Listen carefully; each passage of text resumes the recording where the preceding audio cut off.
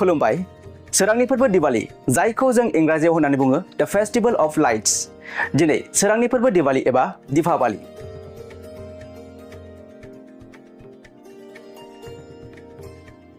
गिबियावनो दिनै सोरांनि फोरबो दिवालीयाव बड'लेण्ड बुब्लि नख'रनिफ्राय गासै बड'लेण्ड बुब्लि अनसायगिरिफोरनिसिम गाहाम हामलायनाय बावहरबाय।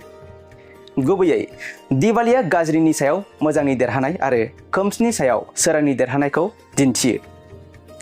दिवाली एबा दीपावली सोदोबनि ओंथिया जादों सोरांनि फारि। आलारि बाथि आरो ममबातिफोरखौ सोरां खालामनायनि खान्थिनि सिंनि सोरांखौ दिन्थियो, जाय गाज्रिनि खोमसिनिफ्राय रैखा खालामो।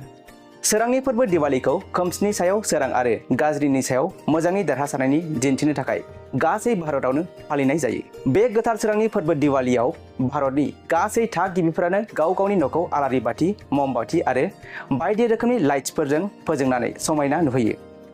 सा भारतआव बे फोरबोखौ भगबान रामनि बिसि सीता आरो बिनि फंबाय लक्ष्मणनि रावणनि सायाव देरहाखांनायनि उनाव अयोध्या फैफिननायखौ मान होनो थाखाय फालिनाय जायो। बिनि अनगायैबो बियो धोन आरो दोहोननि मोदाइजो देवी लक्ष्मी आरो गियाननि मोदाइ भगबान गणेशखौबो मान होयो।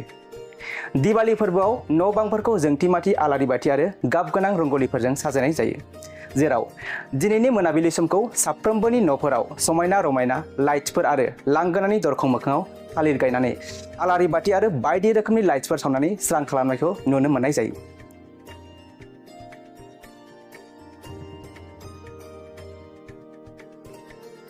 बेनि अनगायैबो दिवालीया मोनसे गोथौ खौरां लाबोयो। गियानजों अगियानता, अननायजों मुगैनाय आरो मिजिंजों निराश खालामनो। बे फोरबोआ साबायखर बावनाय, सिगांनि दुखु दाहाफोरखौ निमाहा होनाय आरो मिजिं थिनायजों गोदान जागायनायखौ बरायनायनि समबो।